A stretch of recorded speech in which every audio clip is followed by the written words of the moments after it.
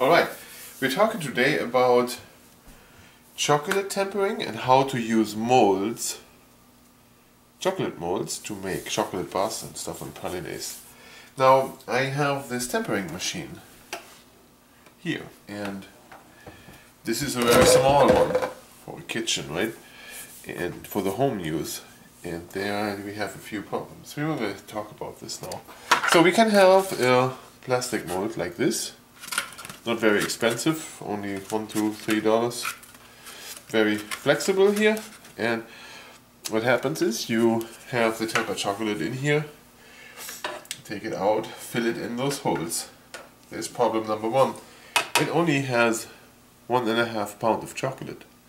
Now, those big holes here I'm using for my marzipan, they need a lot of chocolate. Once the chocolate is in there, filled up, you would shake it so that air bubbles come out, and then you would drop the leftover chocolate out of it, and then you would have to shake it so that the chocolate flows out. But you can see the problem, how big this is, right?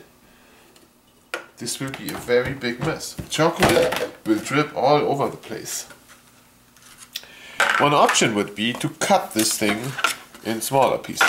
So then we're talking about this kind of thing, what I did here as a test.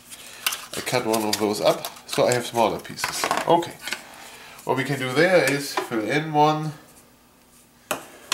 shake it around a little, strip it off like this, put it in the cooler, do the next one.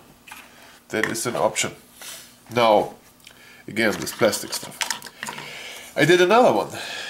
This one here has a relief on the back. Now, I can do the same. I fill in my chocolate, spit it back out, shake it, right, so I get a thin layer in there.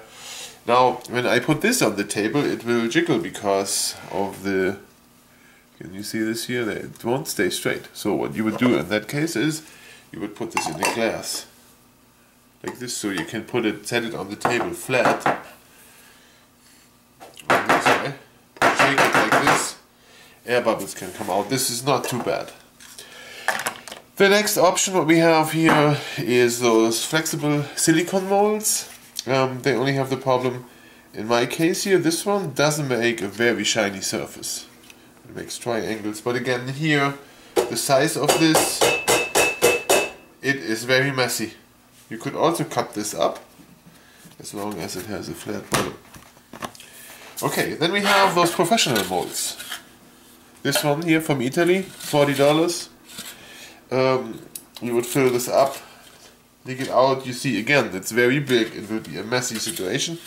I had the pleasure to risk something. I took this one here and I cut this in 4 pieces. So now I have 4 pieces, and I can fill this up here.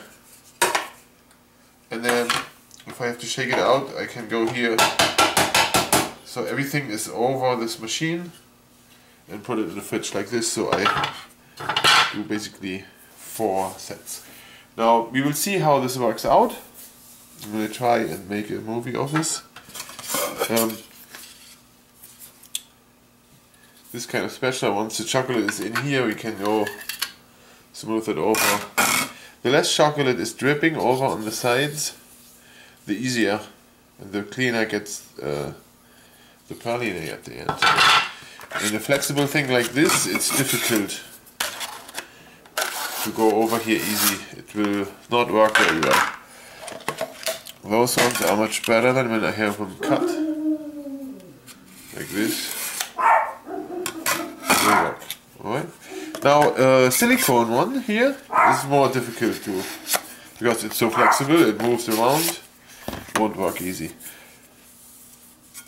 Then the next thing we have to look for is that all our molds and our tools, this one, this one, this one, will have the working temperature of the chocolate, 31 to 32 degrees Celsius. So your tools have to have the temperature. If they are too cold, the chocolate will harden on your tools, and it will be a big mess working.